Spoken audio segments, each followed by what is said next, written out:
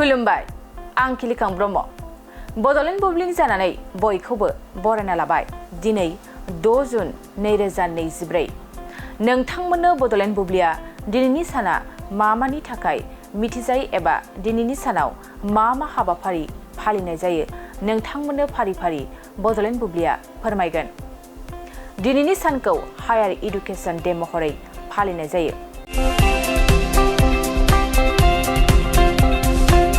हायुङारि गोजौ सोलोंथाइ सानखौ बोसोरफ्रोमबो 6 जुनाव फालिनाय जायो। बे हायुङारि साननि थांखिया गोजौ सोलोंथाइनि डिग्रीनि फारसे लामा थियारि खालामनायाव मदद होनाय। सिगांनिफ्रायनो गोजौ सोलोंथाइनि डिग्री लाबाय थानाय सुबुंफोरनि मिजिंखौ थुलुंगाखांहोनो आरो गाव गावनि सोलोंथाइनि गियानखौ रानलायनो थाखाय फालिनाय जायो। बेनि अनगायैबो दिनैनि सानखौ इनफेन्ट फीडिं डे,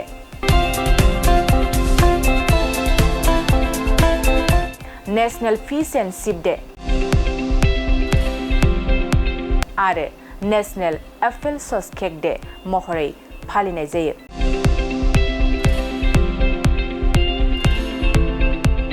नोंथांमोननो बड'लेण्ड बुब्लिया दिनैनि सानाव मा हाबाफारिजों मिथिजायो आरो मा हाबाफारिखौ फालिनाय जायो फोरमायबाय।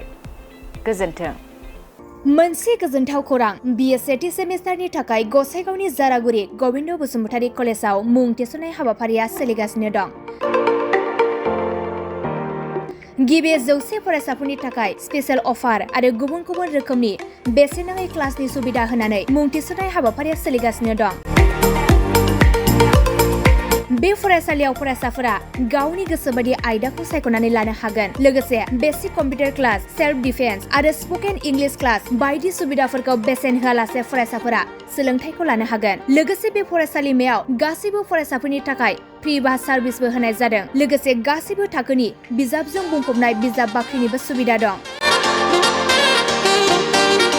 आरो बे खेबनिफ्राय एग्जाम सेन्टार हिसाबै फरायसाफोरा गावनिनो आंगो गबिन्द बसुमतारी फरायसालिमायावनो आनजाद होनो हागोन। बिनिखायनो गासैबो जौसिन फरायसालिनिफ्राय उथ्रिसारनाय फरायसाफोरखौ गबिन्द बसुमतारी फरायसालिमायाव खम बेसेनावनो एडमिसन लानानै गोबां सुबिदाफोरनि खाबु लानो हागोन। बांसिनै मिन्थिनो थाखाय 9101 784754 70022 71929 970 668088 78 नम्बराव नोंथांमोना खौरां लानो हागोन।